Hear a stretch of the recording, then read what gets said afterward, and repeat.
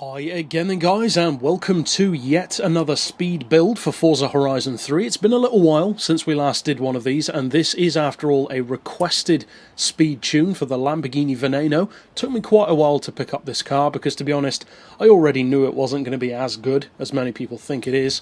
However, with that being said, it isn't slow. It is actually a very good all-round supercar. It's just not the be-all and end-all. It's not going to cure cancer or something like that, which the 4.5 million credit price would kind of indicate that it would. Now, as far as conversions, engine swaps, that kind of good stuff, you don't actually have the option for an engine swap, but it is a big Lambo V12, and they are, of course, the most powerful engines in the game anyway, so that's a pretty good start. As far as the drivetrain, I would, of course, recommend keeping all-wheel drive. You could change it up a bit and go for rear-wheel drive if you're feeling lucky, but it's not really necessary. As far as the aspiration, of course you want the twin-turbo setup.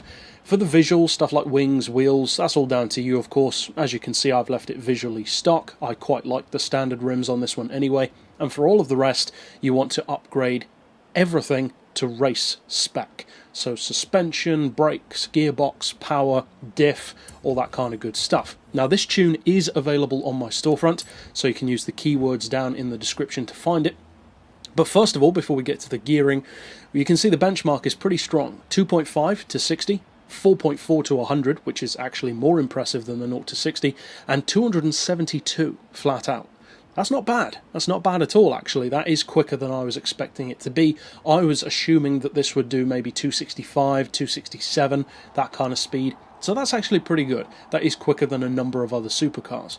As far as the gearbox, I'd recommend a final drive of 3.1, then individual gears of 3.8, 2.4, 1.8, 1.43, 1.18, 0.99 and 0.83. Then as far as alignment, we've got neutral camber, neutral toe, 1 degree of caster on this one.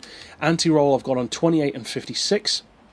As far as springs, we've got those on 132, 273, and the ride height I've just leveled off to 7.3 inches, or 7.3 centimeters even, front and rear. As far as the dampers, we've got those on 11 and 18, and then 5 and 8 for the bump stiffness.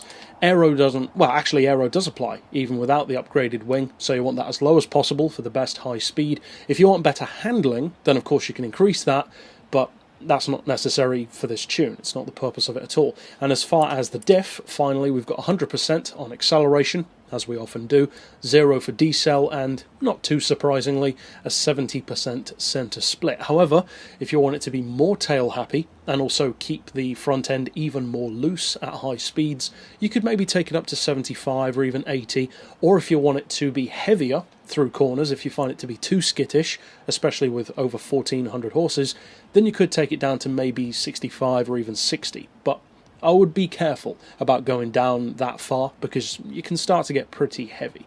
So that's it for the setup. As I said, it is on my storefront, but now of course all that remains is to take it out on the street to see if it can hit that quoted speed.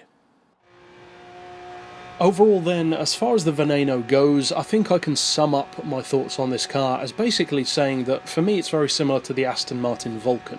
It's very popular, very eye-catching, very loud and very expensive, but it just doesn't deliver the level of performance which people go into it expecting and hoping that it will have. If you are looking purely for performance, you would be much better off getting an Aventador or even a Centenario, but the Aventador especially.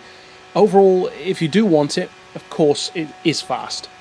And as you can see from the replay here, you can hit 272. It is that fast. So if you do decide to use it, it's not a slow car by any means, and the handling is also very good.